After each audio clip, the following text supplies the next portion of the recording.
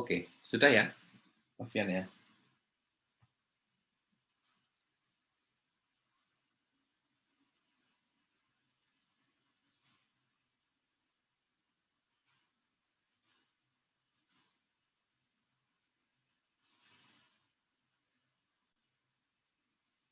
Di rumah saya sekarang lagi mendung, jadi mungkin agak gelap kamera saya.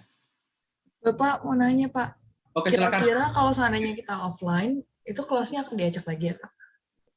Kelasnya gimana? Sorry. Akan diacak lagi teman-teman kelasnya, Pak? Uh, Sebenarnya apa ya? Uh, Belum ada pembicaraan sih, Gif, antara diajak atau enggak gitu sih. Sampai saat ini belum ada pembicaraan mau diajak atau enggak gitu ya.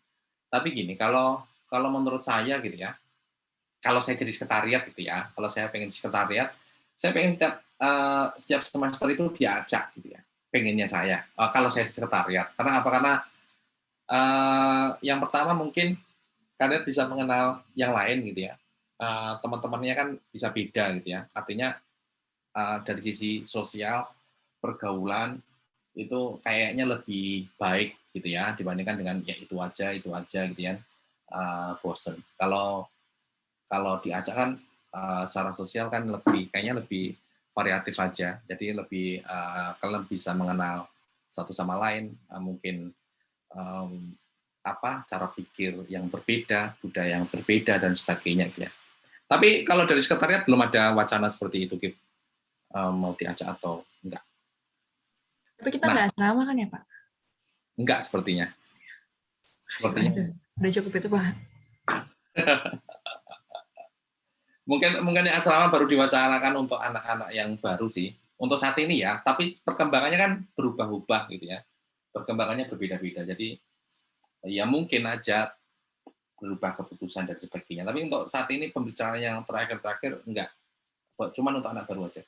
Pak, berarti kalau kayak gitu kan Ya, kita libur semester 4 ini akan KKM kan ya, Pak? Nah, kira-kira kalau udah ada wacana akan offline untuk semester 5-nya, KKM-nya tetap di rumah masing-masing kayak tahun sebelumnya atau bisa bareng sama kampus, Pak? Kayak dulu-dulu, tahun-tahun yang dulu. tapi gini, sebenarnya kalau kalau kalau KKM ini kan, kondisi pandeminya kan masih ada gitu gitu sebenarnya gitu. Jadi kemungkinan wacananya adalah masih seperti yang lama. Jadi cuman cuman belum ada pembicaraan ya, karena nggak tahu juga kan kalau, seperti ini kan kalian perlu waktu juga untuk kalian mungkin pindah ke Jakarta, untuk yang daerah gitu ya, yang balik lagi ke Jakarta dan sebagainya. Apakah KKM nanti jadwalnya seperti apa. Cuman kalau seperti ini kayaknya kalau, KKM yang seperti sebelum-sebelumnya agak susah, jadi kemungkinan masih seperti yang formatnya masih lama, yang online, yang seperti yang kemarin, cuman mungkin waktunya disesuaikan dengan kondisi kalian untuk pindah lagi ke sini gitu ya, bagi teman-teman yang di daerah untuk balik ke sini gitu ya. Cuman, secara jadwal memang belum belum dibicarakan, di sekitar PKN Staff. Gitu sih, Oke, Gif. Pak. Ya, makasih, Pak. Oke, sip. Oke, kita mulai.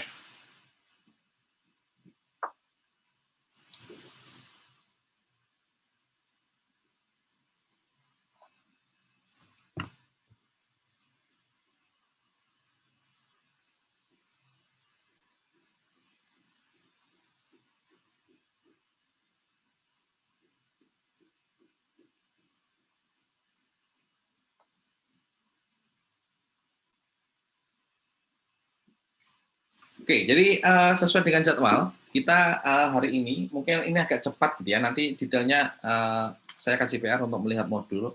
Hari ini kita akan membahas tentang analisis produktivitas. Oke, analisis produktivitas properti.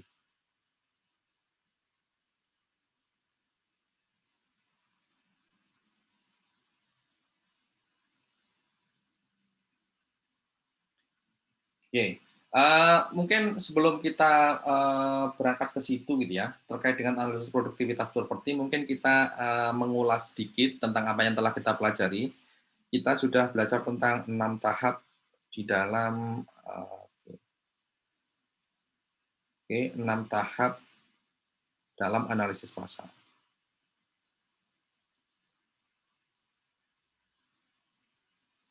untuk memberikan gambaran yang terintegral gitu ya. Jadi tidak terputus-putus pemahaman kalian.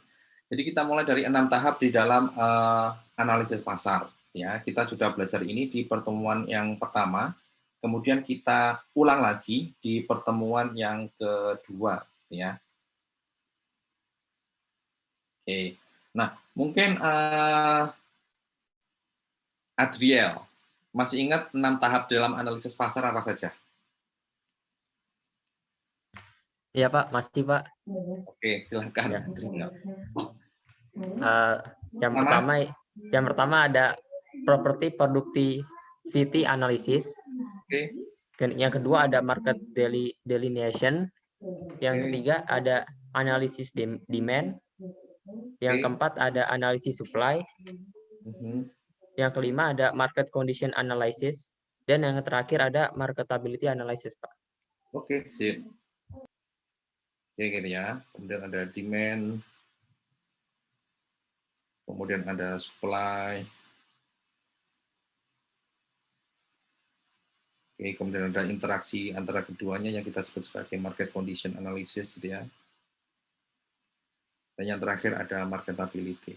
Oke, ini adalah 6 analisis di dalam analisis pasar, ability analysis. Oke, dan inilah sebenarnya kita untuk hari ini dan pertemuan berikutnya, gitu ya. Jadi ada 2 kali gitu ya, di pertemuan ini dan pertemuan yang akan datang kita akan membahas tentang analisis produktivitas ini. Nah, sebenarnya analisis produktivitas itu apa? Oke, jadi sebelum kita lanjut ke detailnya, kita lihat dulu definisinya itu apa, ya. Jadi kalau kita mendefinisikan analisis produktivitas ini mungkin secara singkat gitu ya, secara sederhana bahwa ini sebenarnya adalah analisa atau analisis terkait kapasitas dari properti gitu ya. Oke. Jadi kalau kapasitas dari properti maksudnya apa? Jadi kalau kapasitas ini berarti kemampuan untuk memberikan manfaat, kemampuan untuk memberikan manfaat atau layanan, gitu ya, atau memenuhi kebutuhan, gitu ya. Oke. Inilah sebenarnya analisis produktivitas. Sesuai dengan namanya sebenarnya kita mempelajari bagaimana properti itu sebenarnya produknya apa, gitu ya, manfaatnya apa, gitu ya. Jadi kemampuan dari properti itu untuk menimbulkan manfaat, untuk memberikan manfaat, gitu ya, memberikan manfaat, memberikan layanan dan memenuhi kebutuhan dari manusia, gitu ya. Jadi itu sebenarnya yang akan kita bahas di dalam analisis produktivitas ini. Nah, dengan kita tahu produktivitasnya, gitu ya.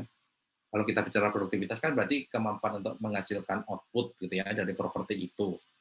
Oke. Nah, dengan kita tahu produktivitas tadi, maka kita akan tahu segmentasi pasarnya seperti apa.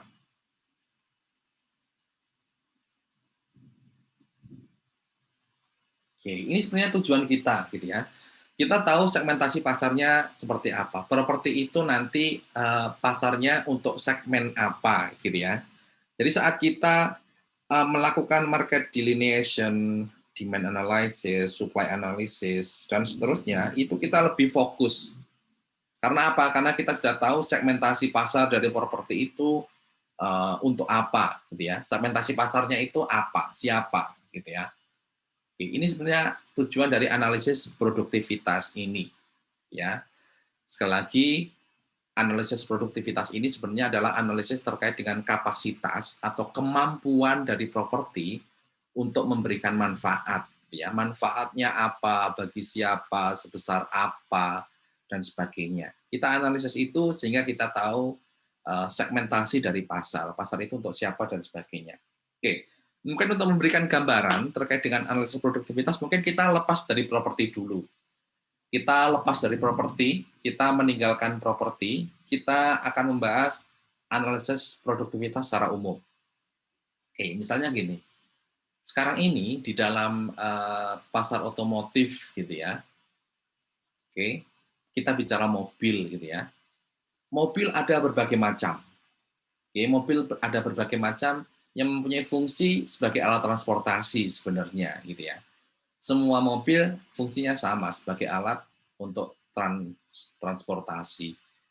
Tetapi masing-masing mobil atau mungkin masing-masing jenis mobil itu mempunyai produktivitas yang berbeda-beda. Oke, misalnya gitu ya, kita tahu jenis mobil uh, SUV, gitu ya, Sport Utility Vehicle, gitu ya, SUV. Misalnya mobil Pajero, gitu ya, yang terkenal, gitu ya, Fortuner, Toyota Rush, gitu ya. Itu jenis SUV. Ya, artinya mobil ini sporty, gitu ya, sport. Kemampuan mesinnya oke, kemudian bodinya juga gagah, gitu ya. Kemudian ada ground clearance, artinya jarak terhadap tanah ya agak tinggi, gitu ya. Spesifikasinya semacam itu, gitu ya. Jadi kita tahu kalau kita bicara Fortuner misalnya, itu mempunyai segmentasi pasar yang berbeda. Oke, orang-orang yang ya mempunyai kebutuhan terhadap SUV, gitu ya. Jadi kalau kompetitornya, ya mungkin mobil lain sebagai kompetitor, tetapi lebih spesifik ya yang mobil-mobil yang di dalam SUV itu, gitu ya. Misalnya tadi pesaingnya adalah Pajero, kemudian Toyota Rush, Fortuner dan sebagainya gitu ya. Itu pesaingnya seperti itu. Jadi dengan produktivitas kita tahu produktivitas sesuatu barang gitu ya. Kalau tadi kita tahu mobil gitu ya, kita tahu segmentasi pasarnya. Dengan segmentasi pasar kita tahu demand-nya seperti apa, kompetitornya seperti apa, market kondisinya seperti apa, nanti marketability-nya seperti apa, dan sebagainya. Ini sebenarnya tujuan dari analisis produktivitas gitu ya. Balik lagi ke mobil tadi. Oke, mungkin ada mobil lain yang fungsinya lebih ke multi-purpose gitu ya, yang kita sering sebut sebagai MPV gitu ya, multi-purpose vehicle. Ada Avanza, ada Xenia, kemudian Suzuki mengeluarkan R3-nya gitu ya. Ini sebagai alat transportasi juga, tetapi segmentasi pasarnya beda lagi. Kalau multi purpose vehicle ini lebih ke yang mobil yang untuk keluarga banget lah gitu ya, seatnya banyak gitu ya. Ya untuk transportasi keluarga, untuk keluar bareng keluarga gitu ya, keluarga besar gitu ya. Oke, itu contohnya seperti itu. Nah, kemudian ada mobil lagi misalnya jenis city car. Ada Brio, yang mobil kecil-kecil gitu ya, tipikal perkotaan. Ada Brio, kemudian ada mungkin Ayla, mungkin ada Picanto gitu ya. Mobilnya kecil-kecil, seatnya juga terbatas, tipikal city car gitu ya, mobil untuk perkotaan biar lebih gesit, parkir mudah, nyelip-nyelipnya enak dan sebagainya gitu ya. Mereka mempunyai segmentasi pasar sendiri-sendiri. Itulah analisis produktivitas gitu ya. Jadi kita menganalisis produktivitas suatu aset, suatu barang gitu ya. Kemudian kita bisa menentukan segmentasi pasarnya seperti apa gitu ya. Yang ini nanti akan memengaruhi tahapan berikutnya, market delineation, demand-nya, supply analysis, market condition analysis, marketability analysis dan sebagainya. Akan lebih fokus nantinya seperti apa gitu ya. Itulah mengapa yang pertama kita lakukan di dalam analisis pasar adalah kita melakukan analisis produktivitas ini, gitu ya. Oke, jadi mungkin gambaran dari analisis produktivitas itu seperti ini. Nah, untuk melihat analisis produktivitas ini, kita nanti akan melihat dari 3 hal, gitu ya. Atau kalau Fanning ngomongnya atribut, gitu ya. Ada 3 atribut yang kita analisis saat kita melakukan productivity analysis ini. Oke. Yang pertama adalah physical atribut gitu ya. Atribut itu yang double T-nya kayaknya. Oke, kemudian ada legal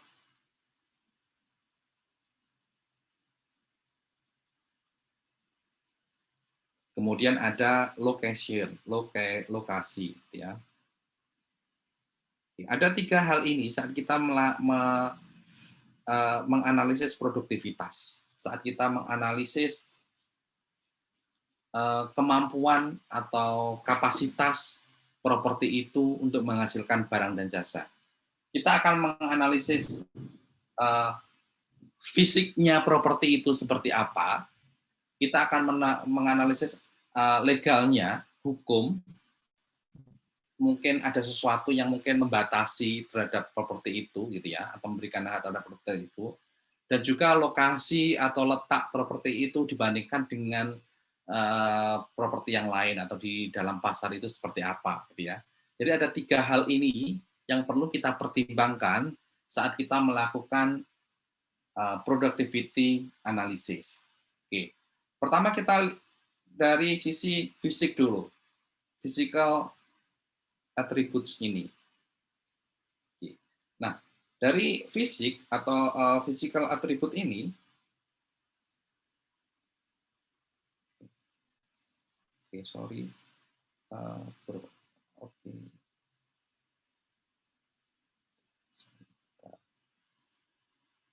File saya bermasalah, sorry. Oke. Sampai mana tadi? Oh, kita nyampe physical attributes. Oke. Saat kita physical attributes ini artinya kita menganalisis secara fisik gitu ya, kondisi fisik dari properti itu. Nah, kondisi fisik atau wujud fisik dari properti itu mungkin bisa kita analisis menjadi 2 gitu ya. Ada yang natural, yang kita sebut sebagai natural features gitu ya.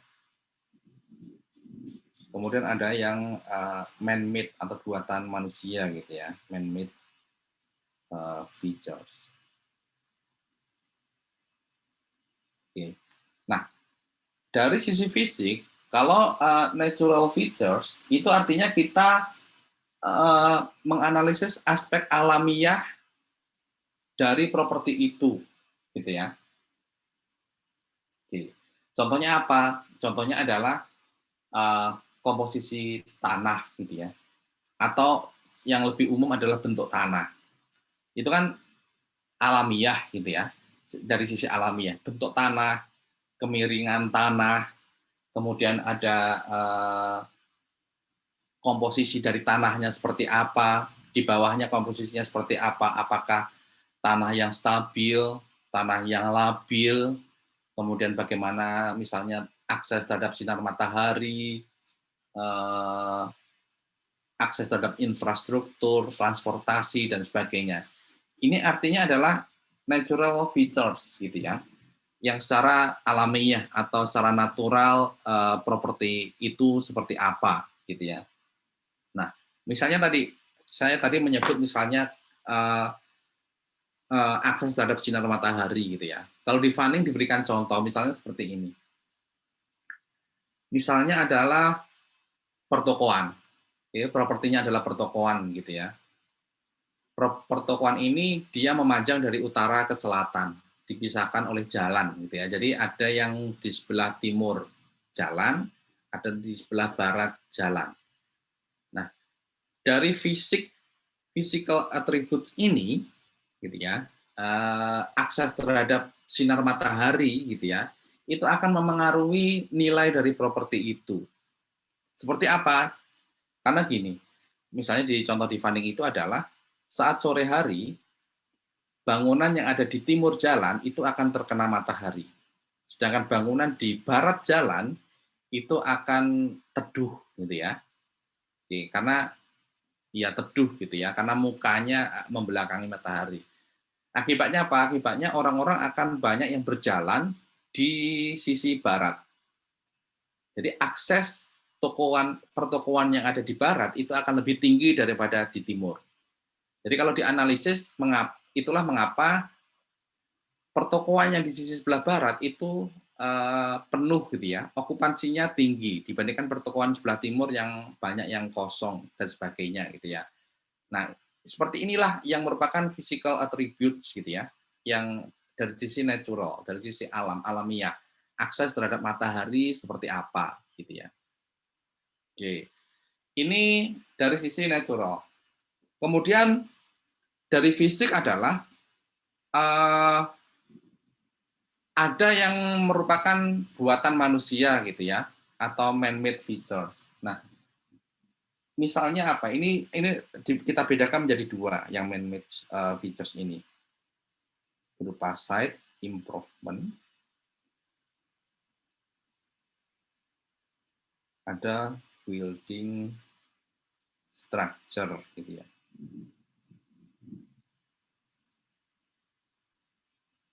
Oke.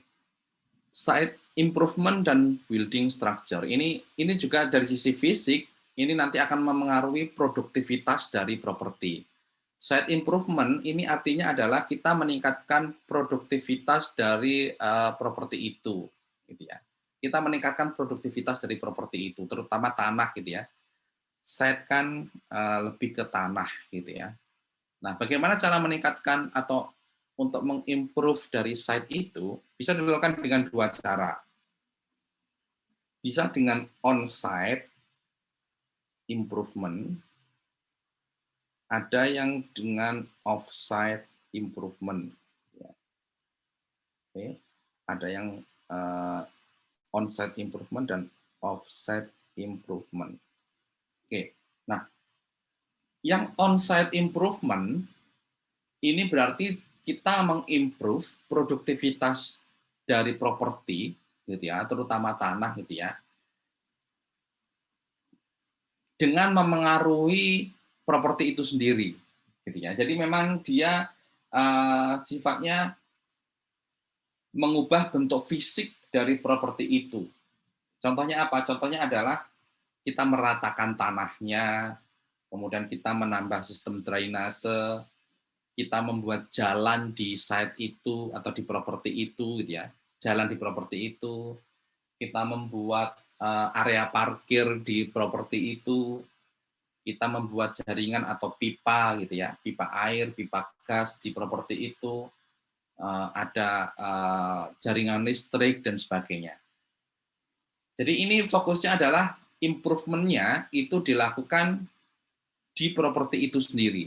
Jadi akan mengubah bentuk fisik dari properti itu. Itulah on-site improvement. Kalau off-site improvement, berarti improvement-nya itu dilakukan di sekitar atau di luar dari area properti itu. Oke, contohnya apa? Contohnya adalah perbaikan jalan, tapi bukan di properti itu, tetapi di sekitar properti, gitu ya. Yang ini akhirnya ya akan meningkatkan produktivitas dari properti itu. Tetapi jalan itu di luar dari properti itu. Jadi kita sebut sebagai off-site. Pembuatan taman mungkin di sekitarnya, atau infrastruktur di sekitar properti itu. Itulah off-site gitu ya, yang bisa dilakukan oleh pemerintah, bisa dilakukan oleh developer, masyarakat, dan sebagainya.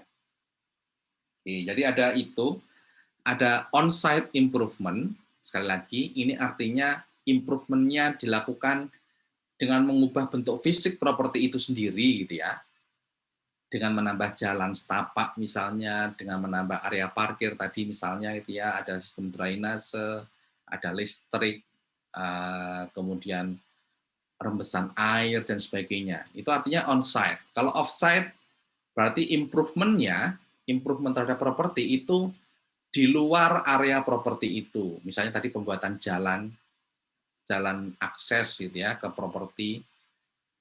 Kemudian ada area menambah infrastruktur, mungkin ada pengolahan dan pembuangan sampah dan sebagainya. Itu off-site improvement. Gitu ya. Jadi itu yang kita analisis, ada on-site, ada off-site, kemudian terkait dengan building atau bangunan. Nah, terkait dengan building atau bangunan ini, maka yang kita analisis adalah bagaimana kualitasnya, kualitas dari bangunan itu, bagaimana desainnya, dan bagaimana fungsinya. Gitu ya. Oke, mungkin sama-sama bangunan perumahan atau mungkin bangunan hotel gitu ya, tetapi mungkin kualitasnya berbeda-beda. bahan yang digunakan juga berbeda-beda gitu ya. Nah, dengan berbeda itu akan berpengaruh ke pasti cost-nya gitu ya, cost of construction, tetapi juga akan memengaruhi tadi market segmentasi pasarnya juga akan berbeda gitu ya. Demikian juga desain gitu ya. Desain nanti keterkaitannya dengan attractiveness atau bagaimana properti itu menarik di mata orang gitu ya, dan juga untuk fungsinya dan sebagainya. Itu adalah dari sisi physical attributes gitu ya. Jadi kita di sini berarti kita sekali lagi kita menganalisis produktivitas dari suatu properti dengan melihat bentuk fisiknya gitu ya, dengan melihat penampakan fisiknya seperti apa. Oke, ada dua. Ada sisi yang kita lihat dari sisi alamiah dan dari sisi man-made. Kalau dari alamiah tadi, misalnya tadi ada bentuk tanah, kemiringan tanah, bagaimana akses terhadap sinar matahari, dan sebagainya, gitu ya. Kalau dari man-made features, berarti kita melihat dari bentuk fisik yang buatan manusia, bisa site improvement, ada building structure. Site improvement berarti bagaimana kita mengembangkan atau meningkatkan produktivitas dari tanah gitu ya. Bisa on-site, bisa off-site. On-site berarti ya di area tanah itu sendiri, off-site di luar dari tanah itu. Kalau building structure, ya kita melihat kualitasnya seperti apa, desainnya, dan juga fungsinya seperti apa. Ya, itu dari sisi fisik. Pak, izin bertanya, Pak. Oke, silakan. Jadi kalau misalnya ada rumah yang tanahnya miring gitu kan, Pak. Terus dia di awalnya memang tanahnya miring. Nah, habis itu ada site improvement. Nah, habis itu dianalisisnya nanti itu tanahnya jadi man-made features ya. Oke, mungkin kan ini sebenarnya ada dua hal gitu ya. Secara alamiah memang dia tanahnya miring gitu ya. Jadi kita analisis itu. Tanahnya itu miring, tetapi ada man-made features-nya yang kita lakukan untuk mengatasi kemiringan terhadap tanah itu dengan site improvement gitu ya. Jadi memang kita utarakan aja keduanya gitu ya. Awalnya memang miring, tetapi kita sudah melakukan site improvement dengan on-site gitu ya, on-site improvement dengan mengubah tanah yang miring itu kita uruk dan sebagainya misalnya gitu ya, sehingga menjadi tidak miring dan sebagainya. Tapi intinya kita ungkapkan itu. Walaupun nanti mungkin analisisnya kalau kita bandingkan market segmentasinya atau segmentasi pasarnya, kita menganggap bahwa itu sudah nggak miring gitu ya. Karena apa? Karena kita sudah melakukan improvement-nya. Tapi kalau dari deskriptifnya, kita utarakan dulu deh, awalnya seperti apa, kemudian ada set improvement-nya, dan sebagainya. Itu Aljaris, semoga menjawab ya. Pak. Oke, sip.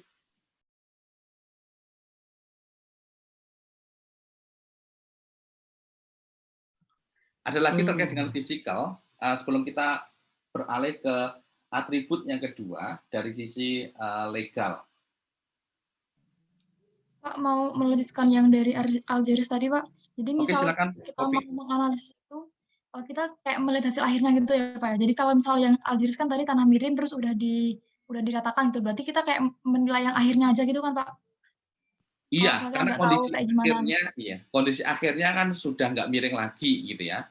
Dan ini mungkin yang nanti kalau kita kalau kita melihat segmentasi pasarnya, ya kita menganggap produktivitas dari tanah itu yang memang sudah nggak miring lagi gitu ya. Artinya ya manfaat yang diberikan oleh tanah itu ya sudah menjadi tanah yang datar gitu ya. Karena sudah ada improvement itu. Itu yang akan kita bawa nanti ke tahapan-tahapan selanjutnya. Gitu, Poppy. Ya, terima kasih. Ya, oke, sip. Saya suaranya agak, mungkin kalau kalian bicara saya nggak agak begitu dengar gitu ya. Hujannya terus banget di sini, jadi sorry kalau ada miss dan sebagainya. Oke. Next, kita ke legal atribut. Kalau legal atribut artinya kita melihat dari sisi legalitas, kita melihat dari sisi hukumnya, gitu ya. Artinya kita melihat ada nggak hak atau pembatasan tertentu, gitu ya, terhadap kepemilikan, terhadap pemindah tanganan, atau terhadap penggunaan properti, gitu ya. Jadi sebenarnya ini adalah batasan, gitu ya. Mungkin ada hak gitu ya, ada hak atau ada batasan gitu ya terhadap tadi, terhadap kepemilikan, mungkin ada pemindah tanganan,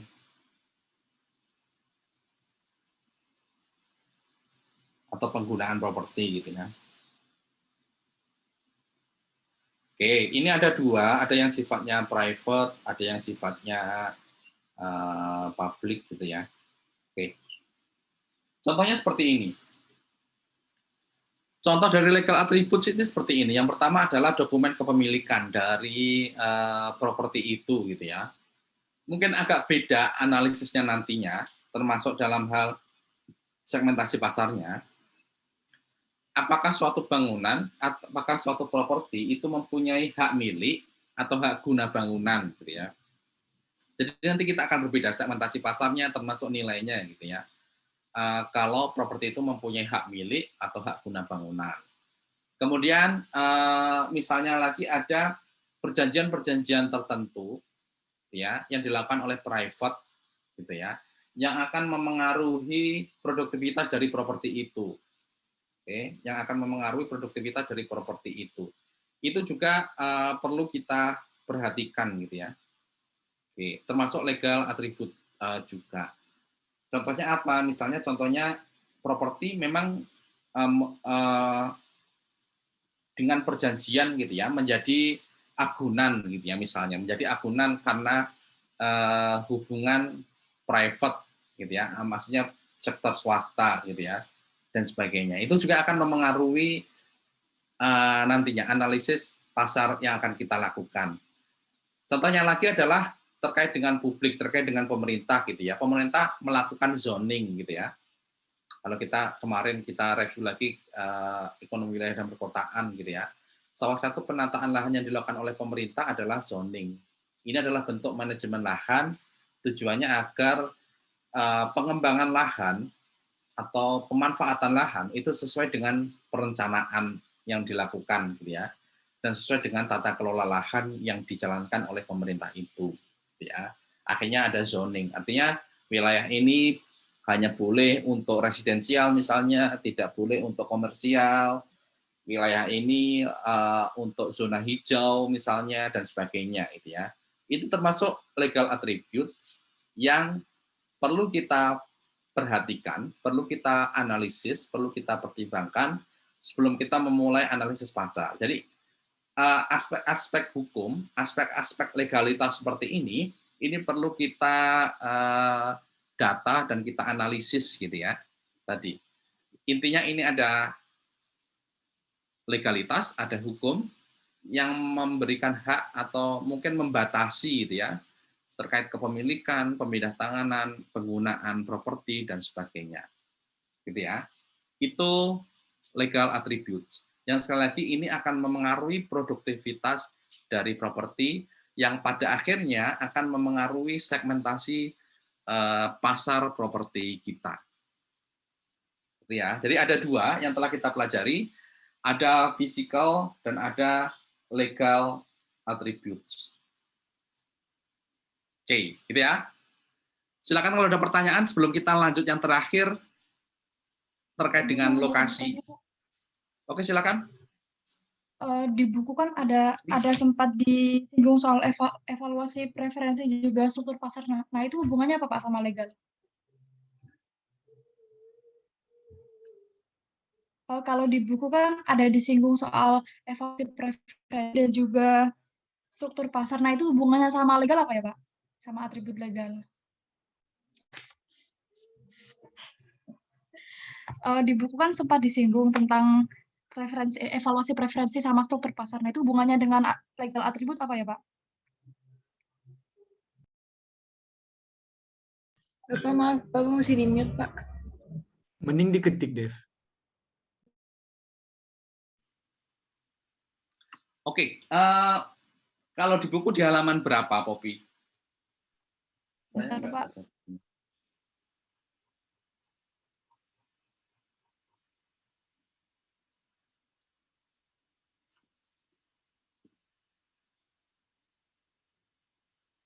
Oke, sambil yang lain istirahat juga gitu ya. Mungkin Poppy bisa menunjukkan di mana di bukunya.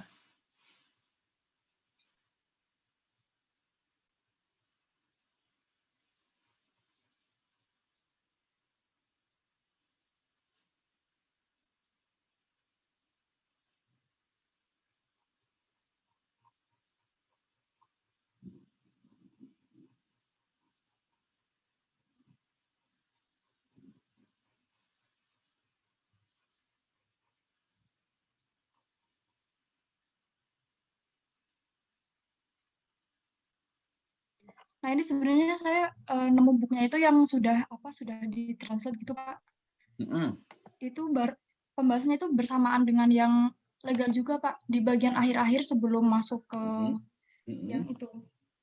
Sebelum masuk yang ke fisik versus legal. Susah, Pak. Bilangnya gimana ya? Oke, nanti mungkin ditulis aja nanti di grup gitu ya, Poppy ya. Nanti kita jawab bareng-bareng ya, maksudnya seperti apa gitu ya. Atau mungkin sumbernya dari mana misalnya nanti kita bahas bareng. Gitu ya, properti lagi. Gitu ya, Poppy. Suara saya terdengar kan ya? Oke, nanti mungkin lebih jelasnya mungkin ditulis saja ya, Poppy ya. Maksudnya apa gitu ya, nanti kita bahas bareng. Oke, ada pertanyaan lagi selain dari Poppy tadi?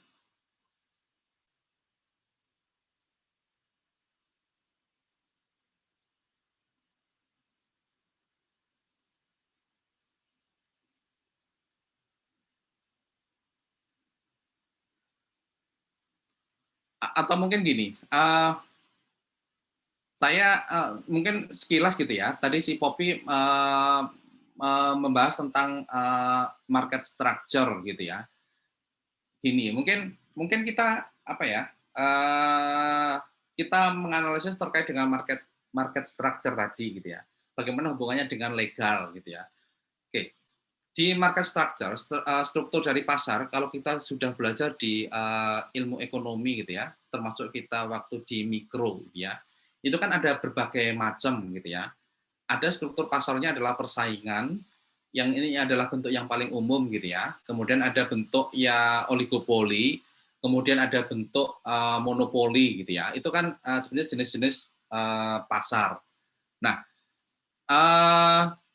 apakah ini suatu legal yang bisa kita pertimbangkan? Iya. Karena apa? Karena waktu kita membahas saya lupa di mikro atau di pengantar gitu ya, ada peraturan termasuk di Indonesia gitu ya, yang melarang adanya market power gitu ya, adanya monopoli power dan sebagainya gitu ya.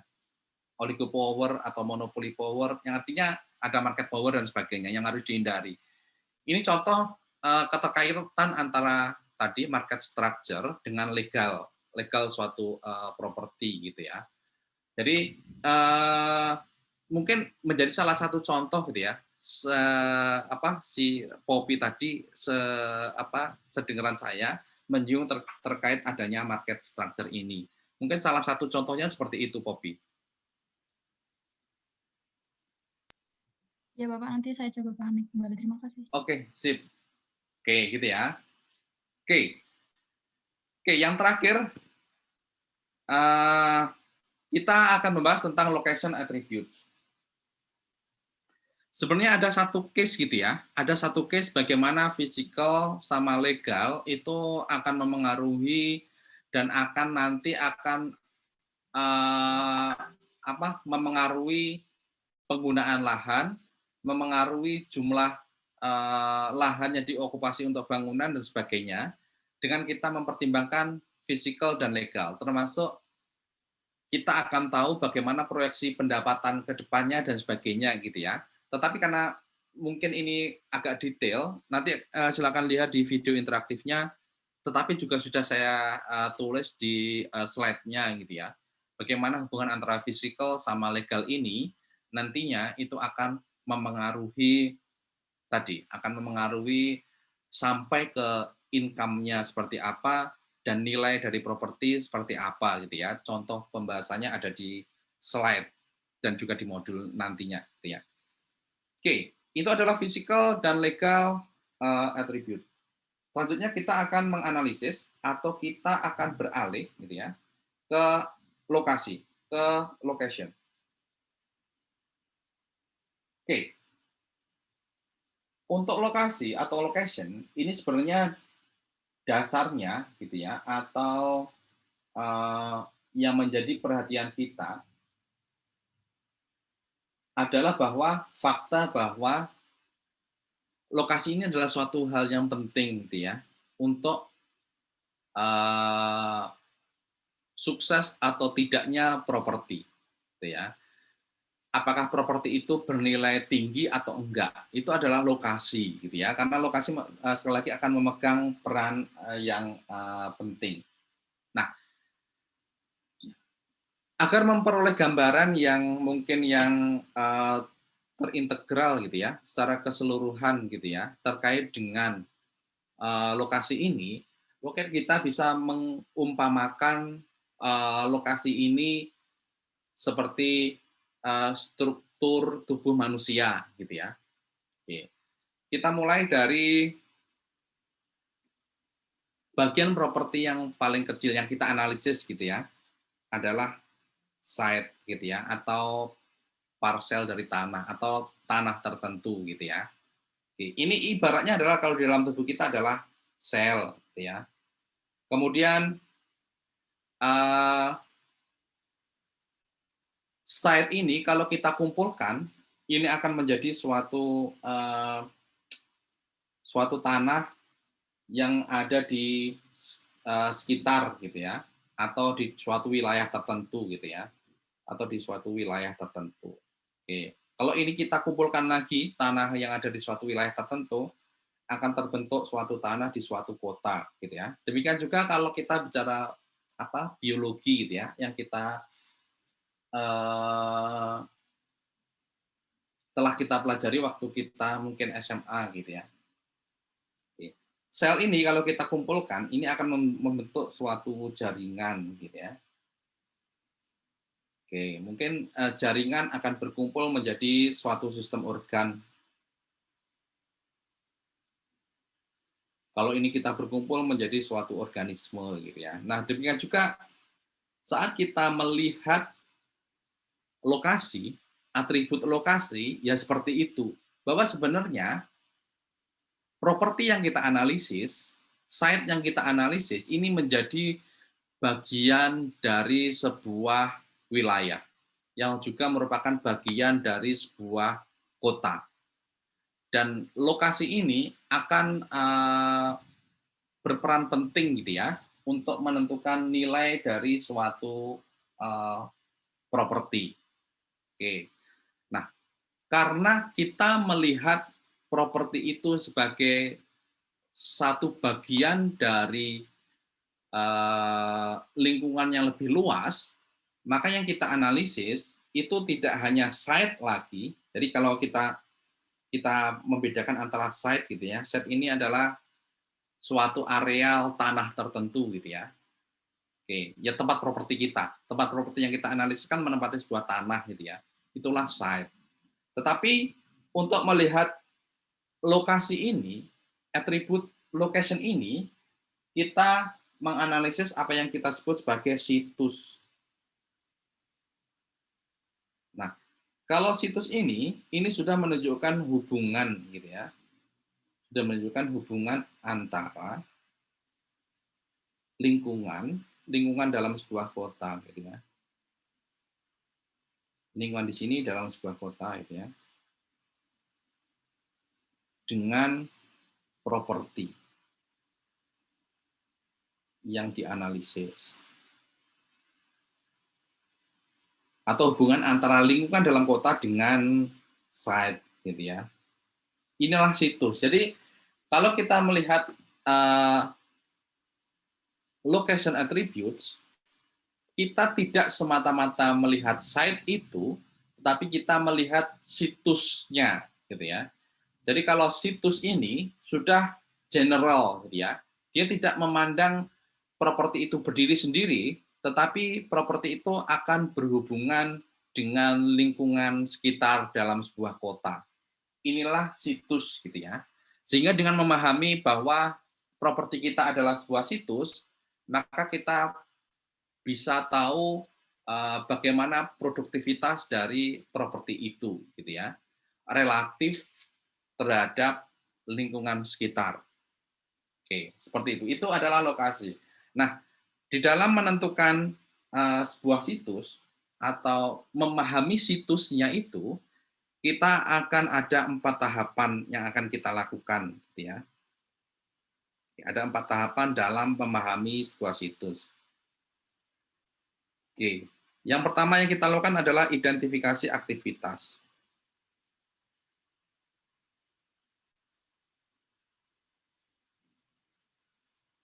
Nah, identifikasi aktivitas ini artinya kita mengidentifikasi aktivitas-aktivitas ekonomi yang ada di area properti itu berada atau di site itu berada, gitu ya.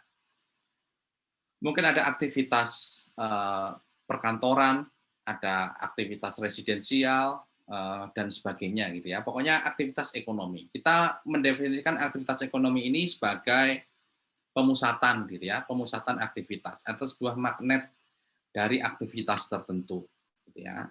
Kita mengidentifikasi aktivitas itu dulu. Kemudian kita mengidentifikasi hubungan antar aktivitas.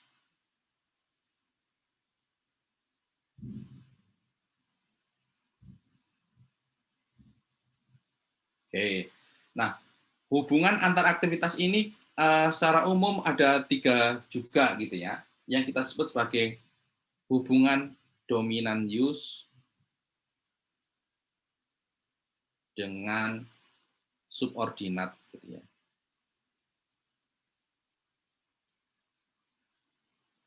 Ini hubungan yang pertama, dominan use dengan subordinate use.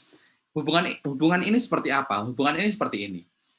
Subordinate use itu aktivitasnya akan melayani dominan use. Artinya, produknya dari subordinate use ini akan digunakan sebagai input dari dominan use, gitu ya. Jadi hubungan antara aktivitasnya seperti ini. Jadi mungkin ternyata properti yang kita analisis, gitu ya, misalnya hubungan ini adalah antara pabrik atau industri komponen mobil dengan perakitan mobil, gitu ya. Jadi komponen mobil, output-nya itu akan digunakan sebagai input dari perakitan mobil. Komponen mobil ini sebagai subordinat, perakitan mobil atau ini sebagai dominan, gitu ya. Jadi misalnya kita menganalisis suatu properti, ternyata properti yang kita analisis ini perusahaan atau pabrik dari komponen use, gitu ya. Maka ini sebenarnya hubungannya adalah hubungan yang subordinat itu, gitu ya. Hubungan antara subordinat dengan dominan use.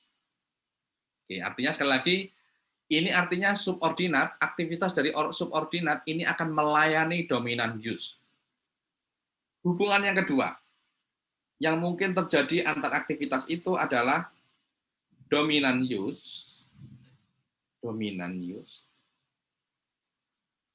dengan yang kita sebut sebagai ancillary use. Oke, ancillary atau tambahan, gitu ya. Nah, hubungan ini seperti apa? Hubungan ini artinya bahwa ancillary use ini dia aktivitasnya adalah untuk melayani dan mendukung klien atau pekerja dari aktivitas dominan. Oke, jadi sekali lagi, ancillary use ini dia aktivitasnya adalah untuk melayani pekerja atau klien dari dominan use. Contohnya apa? Contohnya adalah kalau di setiap pertokoan biasanya di sekitarnya atau di lantai pertama gitu ya, itu ada restoran, ada kantin, ada minimarket dan sebagainya gitu ya. Nah, minimarket, kantin dan sebagainya ini sebagai ancillary use dari pekerja kantor itu. Nah, kantor tadi sebagai dominant use gitu ya. Oke, jadi hubungannya seperti itu. Contohnya lagi adalah misalnya untuk menunjukkan hubungan antara dominan dengan ancillary ini adalah PKN Stan misalnya. PKN Stan sebagai dia mempunyai aktivitas tertentu, dominan use-nya. Ada masyarakat sekitar yang menyediakan properti atau kos untuk mahasiswa Stan. Maka penyedia properti tadi ini sebagai ancillary use gitu ya terhadap mahasiswa PKN Stan yang notabene-nya mahasiswa tadi sebagai employer atau sebagai bagian dari dominant use PKN Stan gitu ya. Itu contoh dari dominant use dan ancillary use, hubungan antara aktivitas seperti itu. Hubungan aktivitas yang ketiga ini adalah dominant use dan satelit.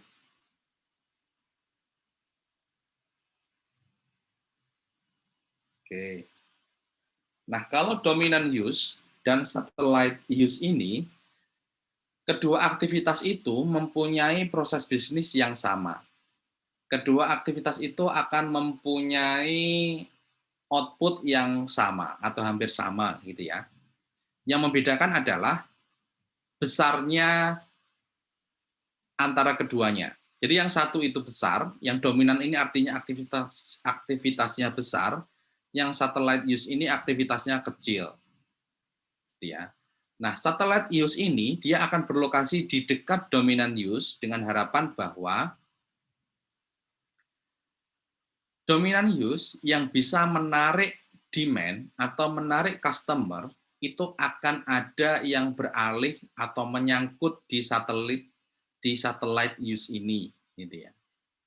Oke, jadi sekali lagi satellite use dan dominant use mempunyai aktivitas yang sama, tetapi dominant use itu besar, satellite use itu kecil.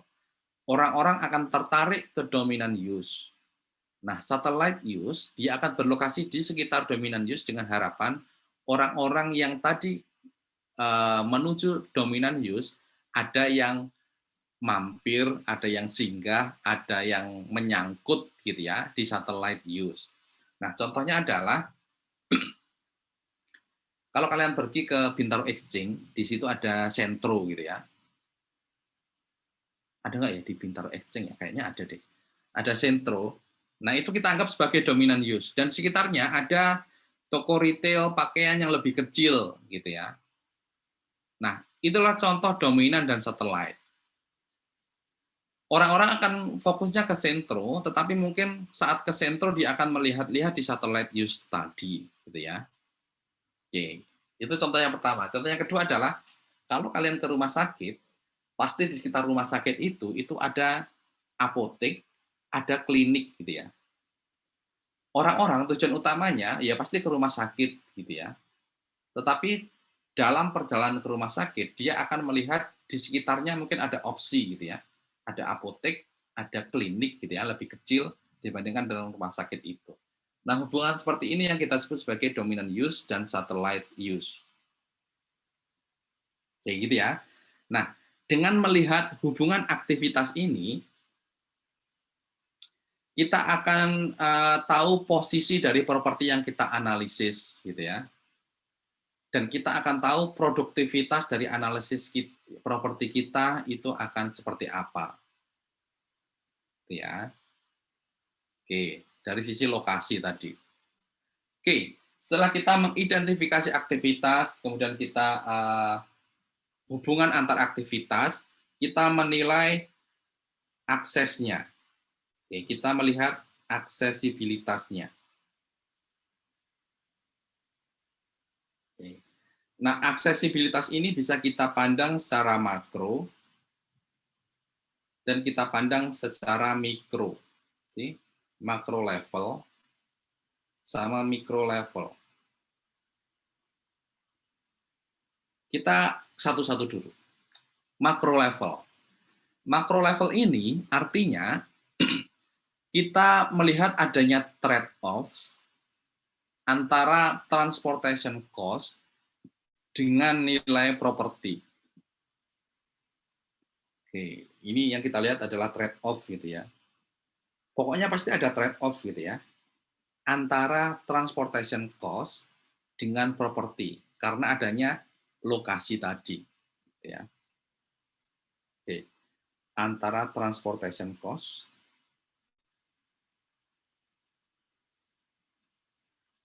dengan nilai properti. Oke, ini sebenarnya telah kita pelajari saat kita belajar ekonomi wilayah dan perkotaan. Kita sudah mempelajari bid rent curve untuk residensial. Residensial, semakin dia menjauhi pusat kota, dia akan mempunyai transportation cost yang tinggi. Konsekuensinya, ini akan di trade off dengan nilai bangunan atau nilai sewa terhadap perumahan yang lebih rendah.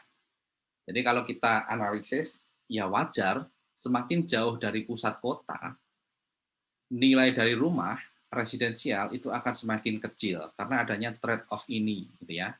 Nanti kalian baca lagi, oh nggak usah ding, mempelajari ini akan menambah beban kalian. Oke, ya pokoknya intinya seperti itu. Kalau kalian pengen tahu lebih lanjut lagi, ulangi lagi ekonomi wilayah dan perkotaan kemarin yang telah kita pelajari. Oke, itu secara makro. Kalau secara mikro, ini lebih sempit lagi. Kita menganalisis movement antar aktivitas. Movement antar aktivitas.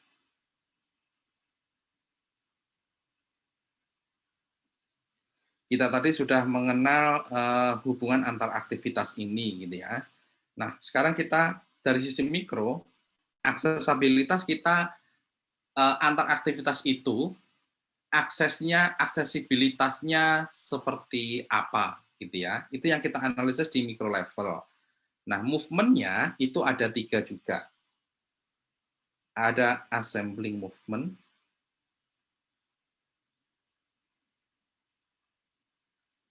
ada yang kita sebut sebagai dispersive movement, ada satu lagi random. Oke, random movement. Oke, assembling movement itu seperti ini. Artinya movement-nya atau pergerakannya atau aksesnya itu menuju ke satu titik. Kalau dispersif, ini artinya keluar dari suatu titik tertentu. Sebenarnya ini adalah saling berkaitan gitu ya, antara assembly sama dispersif. Kalau satu menuju ke satu titik, berarti yang di sisi lain, kalau kita tinjau dari view lain, berarti kita keluar dari satu titik. Assembly movement, dispersive movement. Kalau movement-nya itu, pergerakannya itu tidak satu arah gitu ya, mungkin arahnya itu berbeda-beda, ini yang kita sebut sebagai random movement. Ini biasanya pemusatan itu tersebar di dalam suatu rute tertentu gitu ya. Jadi movement-nya tidak satu arah, tetapi ada banyak arah. Ini yang kita sebut sebagai random movement. Oke. Nah, satu lagi, saat kita menganalisis lokasi atau situs, gitu ya, memahami suatu situs, setelah kita melakukan identifikasi aktivitas, kemudian kita melihat hubungan antar aktivitasnya seperti apa, kemudian aksesibilitasnya seperti apa, setelah yang kita lakukan adalah kita melakukan evaluasi pengaruh lingkungan.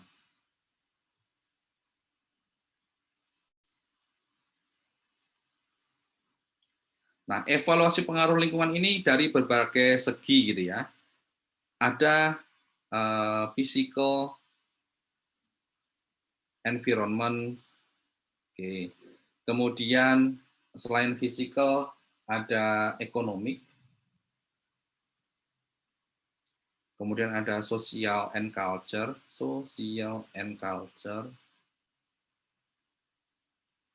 kemudian ada psikologi,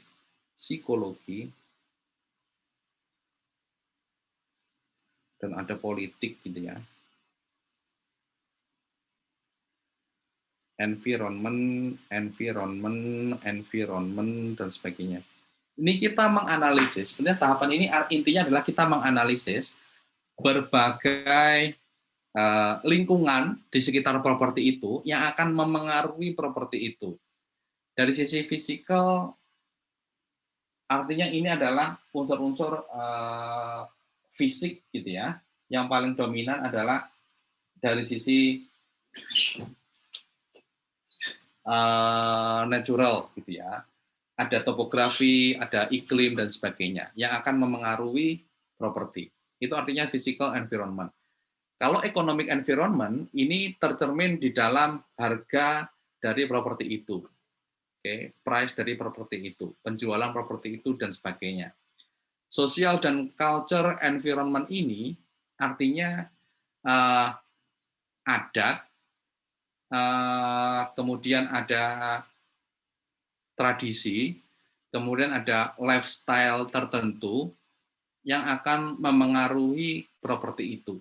Ya, psikologikal seperti itu juga, dia mirip sosial dan culture, tetapi fokusnya adalah personal, gitu ya. Bagaimana personal, bagaimana individu itu memandang suatu properti. Nah, kalau politikal, ini kita bicara institusional, kita bicara pemerintahan, gitu ya. Bagaimana birokrasi sebuah pemerintah, bagaimana peraturan yang dibuat oleh pemerintah, bagaimana undang-undang yang dibuat oleh pemerintah yang akan memengaruhi produktivitas dari properti itu, gitu ya. Itu yang akan kita analisis. Oke, jadi gambaran secara umum seperti itu terkait dengan produktivitas, analisis produktivitas ini, gitu ya. Oke, jadi bahasan kita hanya sampai dengan seperti itu. Oke, mungkin secara singkat untuk memberikan simpulan apa yang telah kita bahas pada hari ini, intinya adalah analisis produktivitas itu merupakan bagian awal dari 6 tahapan yang akan memengaruhi tahapan-tahapan berikutnya, karena analisis produktivitas ini akan menentukan segmentasi pasarnya seperti apa. Kenapa menentukan segmentasi pasar? Karena di dalam analisis produktivitas ini kita akan menganalisis kapasitas dari aset itu atau properti itu untuk memberikan manfaat seperti apa. Ya. Nah, analisis produktivitas itu bisa kita lihat dari 3 unsur. Ada 3 atribut. Fisiknya seperti apa, legalnya seperti apa, dan lokasinya seperti apa. Nah, fisik tadi ada aspek natural, ada aspek buatan manusia, itu ya. Kita analisis, oke, fisik dari properti itu seperti apa, oke, dari site, dari tanah seperti apa, dari bangunan seperti apa. Kemudian dari sisi legal, artinya kita utarakan juga di dalam reportnya nanti, gitu ya. Karena hasil dari market analysis adalah report, gitu ya. Dari sisi legal seperti apa? Ada nggak batasan, ada nggak hukum, ada nggak peraturan, ada nggak zoning, ada nggak kepemilikan dan sebagainya yang akan membatasi penggunaan dari properti itu, gitu ya. Itu dari sisi legal. Nah, dari sisi lokasi kita akan menganalisis bagaimana posisi dari properti itu relatif terhadap lingkungan. Jadi kita menganalisis situs yang kita sebut sebagai situs. Hubungan antara lingkungan dengan properti kita. Oke, jadi kita menganalisis misalnya ada aktivitas di dalam lingkungan, aktivitas perkantoran, aktivitas residensial, dan sebagainya. Mungkin di antara aktivitas itu ada hubungan gitu ya, yang terkait dengan properti kita. mungkin hubungannya dominan dengan subordinat, dominan dengan ancillary, atau dominan dengan satellite, gitu ya. Kita tulis. Kemudian kita menganalisis juga, kita tulis juga aksesnya, aksesibilitasnya seperti apa. Jauh nggak dari perkantoran, jauh nggak dari pemusatan, gitu ya. Itu dari sisi makro level. Sehingga ada trade-off gitu ya, antara transportation cost dengan nilai dari properti. Dari sisi mikro level, kita juga menganalisis aksesabilitas antar aktivitas gitu ya, untuk bagian yang lebih sempit. Oke, mungkin terkait dengan movement gitu ya, terkait dengan pergerakan. Mungkin bentuk movementnya assembling, dispersif, atau random. Selanjutnya di tahap akhir, kita akan mengevaluasi pengaruh lingkungan secara global gitu ya. Bagaimana physical environment akan memengaruhi properti, bagaimana economic environment memengaruhi properti, bagaimana social and culture memengaruhi properti, bagaimana psychological, bagaimana political akan memengaruhi properti gitu ya. Sehingga dari sini kita akan memperoleh gambaran yang menyeluruh terkait dengan produktivitas dari properti itu seperti apa. Dengan itu kita akan bisa ke tahap berikutnya. Kita menentukan market delineation, demand analysis, supply analysis, market condition, dan marketability. Tetapi ada satu hal yang belum kita bahas, dan ini adalah penting. Kita akan membahas basis ekonomi, gitu ya. Itu akan kita bahas di pertemuan selanjutnya. Itu masih terkait dengan analisis produktivitas, gitu ya. Masih ada satu PR.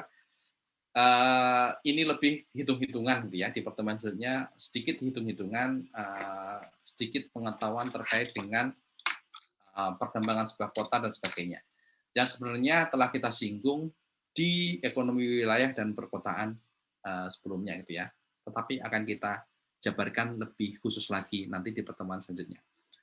Oke, mungkin seperti itu bahasan kita terkait dengan hari ini. Mungkin ada pertanyaan, silakan sebelum kita akhiri.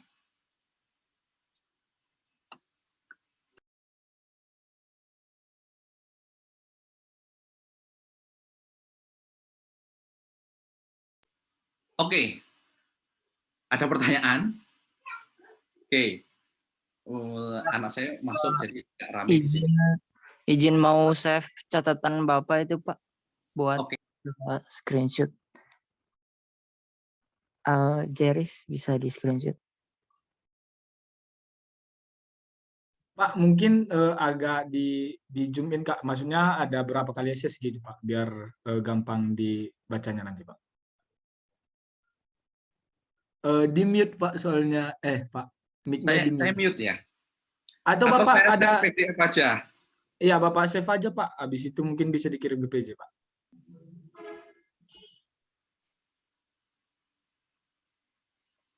Saya lupa gimana cara save as ya. Bukan. Ini seharusnya. Email.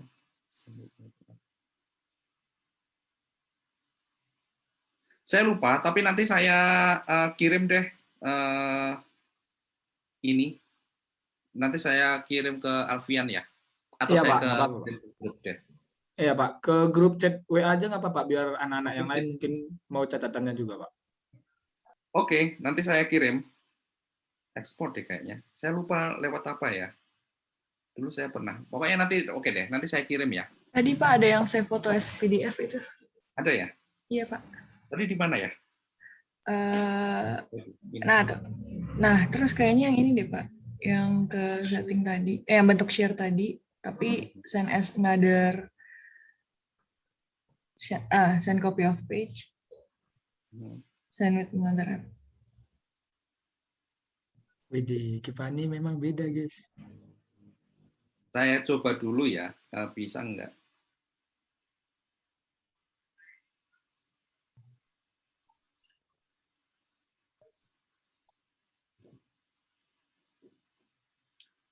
Oke, bisa. Sekalian saya kirim biar saya nggak ada biar saya nggak ada PR lagi. Seharusnya ada satu kirim di mana ini ya? Pak, kalau Itu Pak share-nya yang ada tanda panah di atas, Pak. Yang di samping search. Ada yang mau ke siapa? Satu orang saya minta emailnya daripada saya ada beban. Biar saya nggak ada PR lagi maksudnya. Boleh, itu Pak. Pak, Siapa? di chat Pak. Aljeris, Di chat, Pak.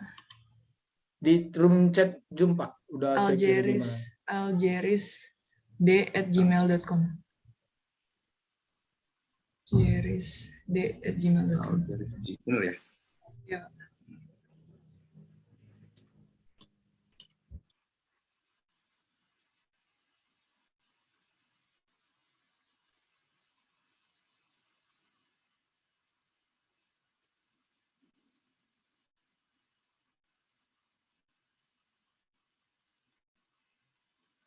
Oke, sudah ya. Nanti Aljaris tolong di-share ke yang lain. Ya Pak, makasih Pak. Makasih, Pak. Oke, sip. Oke, sip. Kalau nggak ada pertanyaan, saya close ya. Karena janji saya adalah saya potong 1 jam. Ini sudah 1 jam lebih. 1 jam untuk kuis nanti di hari Sabtu. Oke. Kuliah kita hari ini saya tutup. Selamat berpuasa bagi yang menjalankan. Selamat menjalankan ibadah Ramadan gitu ya. Perbanyaklah ibadah di Ramadan ini gitu ya. Sampai ketemu nanti di hari Sabtu. Nanti kuisnya seperti biasa, pilihan ganda. Mungkin saya nggak tahu antara 30 sampai 40 soal gitu ya. Random, artinya mungkin satu orang tertentu akan mempunyai soal yang berbeda dengan yang lain gitu ya. Untuk meminimalisir kalian contek-contekan. Oke gitu ya, kelas saya tutup. Assalamualaikum warahmatullahi wabarakatuh. Waalaikumsalam. Waalaikumsalam warahmatullahi wabarakatuh.